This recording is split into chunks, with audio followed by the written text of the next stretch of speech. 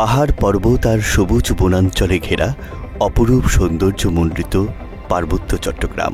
প্রকৃতি আর বৈচিত্র্যময় সংস্কৃতির এই জনপদ বাংলাদেশের অবিচ্ছেদ্য অংশ।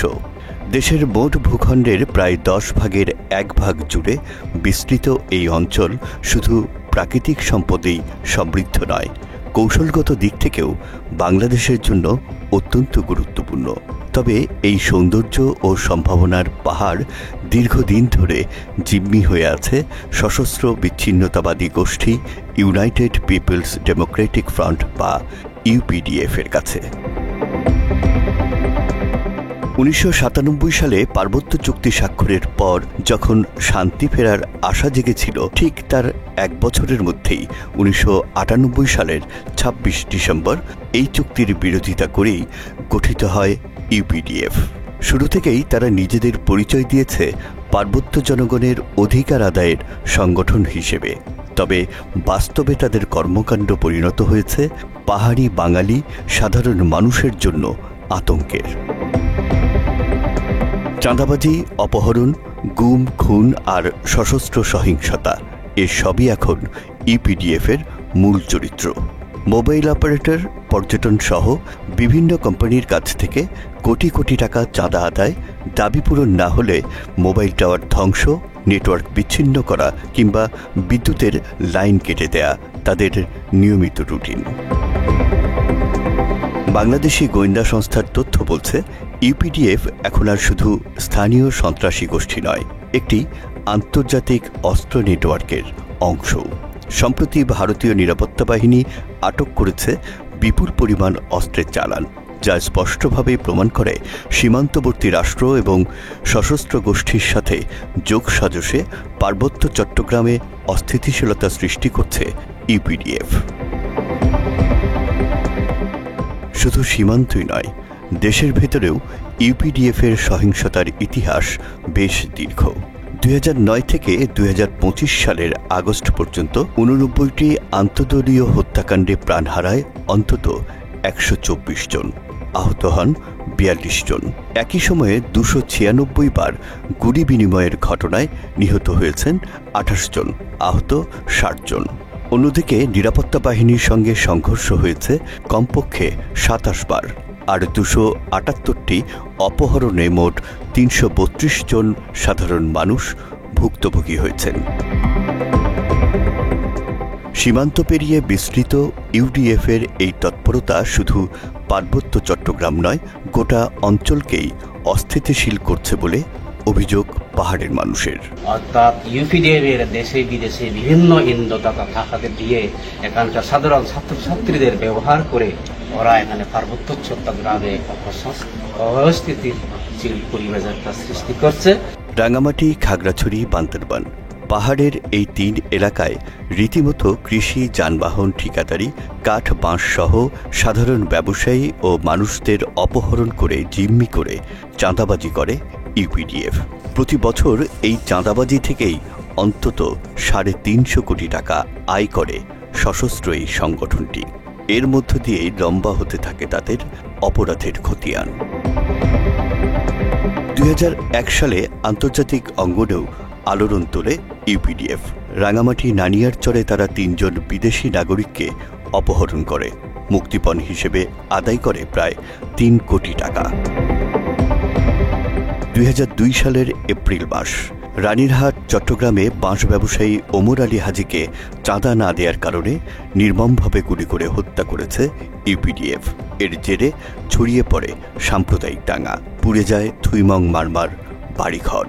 এতে করে অনেক বাঙালি নারী পুরুষ বছরের পর বছর পালিয়ে থাকতেও বাধ্য হয়েছে।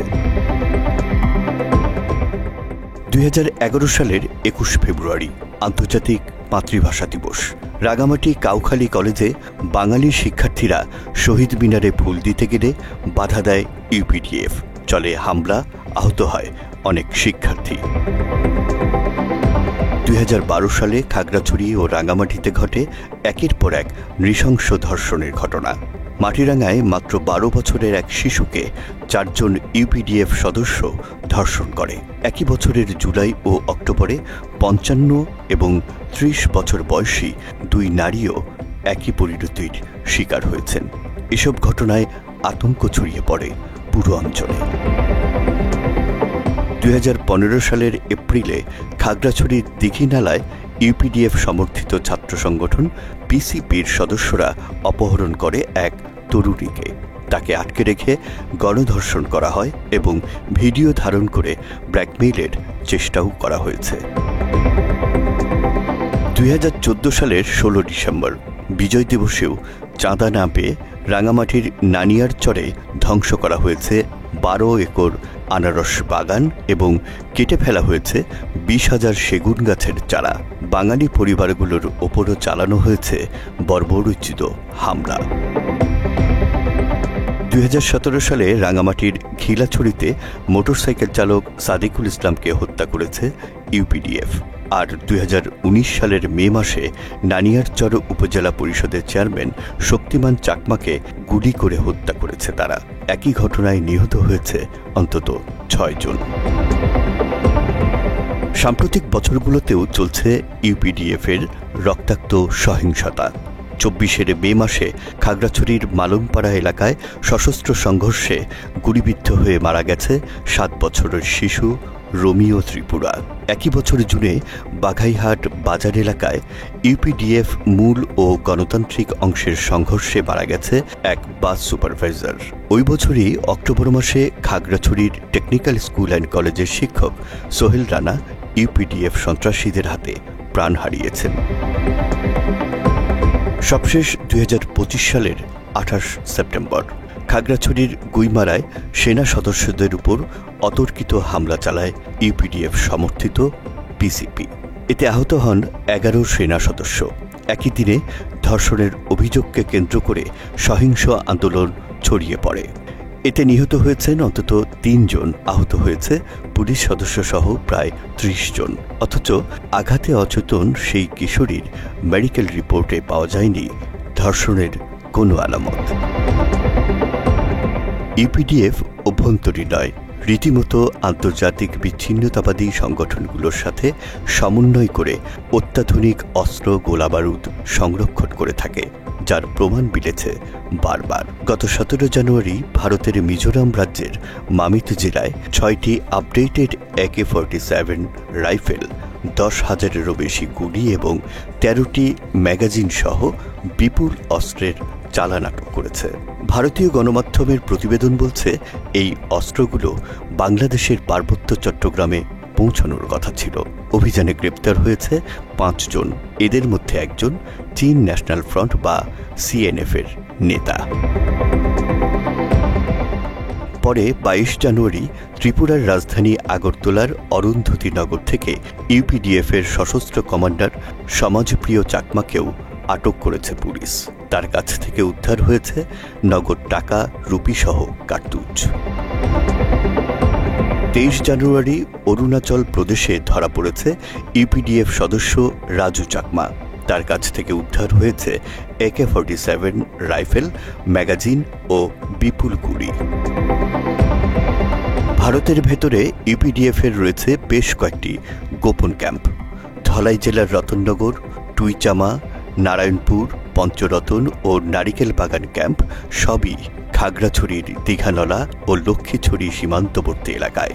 আরেকটি গুরুত্বপূর্ণ আস্তানা পূর্ব সাবরুম, যা রাঙামাটি ও খাগড়াছড়ি জেলার সংলগ্ন সীমান্তে। পার্বত্য চট্টগ্রামে ইউপিডিএফের নেতৃত্বে একাধিক সশস্ত্র গোষ্ঠীর তৎপরতা সাম্প্রতিক সময়ে আশঙ্কাজনক হারে বেড়েছে। অভিযোগ উঠেছে এসব গোষ্ঠী ভারতের ত্রিপুরা রাজ্যে প্রশিক্ষণ নিয়ে নিয়মিত প্রবেশ করছে বাংলাদেশে। শুধু তাই নয়, ইউনাইটেড পিপলস ডেমোক্রেটিক ফ্রন্ট বা ইউপিডিএফ এর সদস্যদের সাথে ভারতের গোয়েন্দা সংস্থা পুলিশ, সিআইডি এবং বর্ডার সিকিউরিটি ফোর্স BSF এর ব্যক্তিগত যোগাযোগেরও তথ্য মিলেছে। বাংলাদেশ সেনাবাহিনীও পেয়েছে এমন যোগাযোগের তথ্য প্রমাণ। এছাড়াও তথ্য বলছে ভারত থেকে অস্ত্র কেনার জন্য আর্থিক লেনদেন করেছে ইউপিডিএফ। আওয়ামী লীগ সরকারের সময় 2021 সালের 26 এপ্রিল প্রায় 20 লাখ টাকা লেনদেনের খবর প্রকাশিত হয়েছে গণমাধ্যমে। সেই সময় তারা আগরতলায় অবস্থান করেই অস্ত্র সংগ্রহ করেছে। শুধু তাই নয়, সংগঠনটির শীর্ষ নেতাকর্মীরা নিয়মিত ত্রিপুরার আগরতলায় অবাধ যাতায়াত সহ দেশটির বিভিন্ন গোয়েন্দা সংস্থা, পুলিশ, সিআইডি এবং বিএসএফ গোয়েন্দাদের সাথে যোগাযোগও করছে। অভিযোগ আছে, পার্বত্য চট্টগ্রামের সক্রিয় কিছু এনজিও, খ্রিস্টান মিশনারি গোষ্ঠীও পরিস্থিতিকে নাজুক করছে। আছে ভারত, মায়ানমারের সরাসরি হস্তক্ষেপ। সংঘবদ্ধ এসব চক্রের এজেন্ডা মাঠ পর্যায়ে বাস্তবায়নের কাজ করে ইউপিডিএফ। দেশের পাহাড়ি জনগোষ্ঠী আর সমৃদ্ধ জনপদ রক্ষায় তাই দ্রুত ব্যবস্থা নেওয়ার দাবি উঠেছে সমতলেও। কিভাবে তারা দোকানপাট ভাঙচুর করে থাকে, কিভাবে তারা সাধারণ পার্বত্যবাসীর উপরে হামলা করে থাকে, আমার প্রশ্ন। অমূল্যায়ন জায়গা এবং উচ্ছৃঙ্খল বিশৃঙ্খল জায়গা পরিণত করেছে ইউপিডিএফ, কুকিচিং ও সন্ত্রাসরা। ইউপিডিএফের এসব অপরাধ নামা নিয়ে সামাজিক মাধ্যমেও কম চর্চা হচ্ছে না। জাতীয় এবং আন্তর্জাতিক পর্যায়ের বিভিন্ন অ্যাকাউন্টে এই সংগঠনের কার্যক্রম নিয়ে সমালোচনার ঝড় তুলেছেন ব্যবহারকারীরা। অপরূপ সৌন্দর্যমণ্ডিত এই পাহাড়ি জনপদ শান্তি ও উন্নয়নের অপেক্ষায়। স্থানীয়রা বলছেন, ইউপিডিএফ ও এর অঙ্গ সংগঠনগুলোর কারণে সেই শান্তি এখন সোনার হরিণ। জাতীয় অখণ্ডতা রক্ষায় সেনা ক্যাম্প দ্রুত পুনঃস্থাপন এবং কঠোর পদক্ষেপই হতে পারে এর একমাত্র সমাধান, বলছে সাধারণ মানুষও। অপহরণ, হত্যা, ধর্ষণ, চাঁদাবাজি আর দাঙ্গা উস্কানি, দীর্ঘ 2 দশকের এসব ঘটনায় স্পষ্ট ইউপিডিএফ শুধু পার্বত্য চট্টগ্রামের নয়, বরং পুরো দেশের শান্তি ও মানবাধিকার পরিস্থিতির জন্য বড় হুমকি। বিচ্ছিন্নতাবাদী এই সংগঠনটির উদ্দেশ্য তাই এখন সেনাবাহিনীর অবস্থানও ভীষণ কঠোর। ইউপিডিএফের অস্ত্রধারী যারা আছেন, সন্ত্রাসী যারা রয়েছেন, আপনাদেরকে আমি লাস্ট ওয়ার্নিং দিতে চাই যে এনাফ ইজ এনাফ, অনেক হয়েছে। ভারতের ভেতরে ইউপিডিএফের এ ধরনের যোগাযোগ ও কার্যক্রম কেবল বাংলাদেশের নিরাপত্তার জন্যই নয়, আন্তর্জাতিক স্থিতিশীলতার জন্যও বড় হুমকি হয়ে উঠছে বলে মনে করছেন নিরাপত্তা বিশেষজ্ঞরা। বিশ্লেষকরা বলছেন, পার্বত্য চট্টগ্রাম শুধু পাহাড়ি জনগোষ্ঠীর নয়, এটি বাংলাদেশের অবিচ্ছেদ্য অংশ। এই মাটির শান্তি, স্থিতিশীলতা মানে দেশের শান্তি, স্থিতিশীলতা। আর তাই সন্ত্রাস দমনে সবাইকে ঐক্যবদ্ধ হতে হবে, পাহাড়ে ফিরিয়ে আনতে হবে বহুকাঙ্ক্ষিত শান্তির ভোর। রাকিব জুয়েল, বাংলা এডিশন।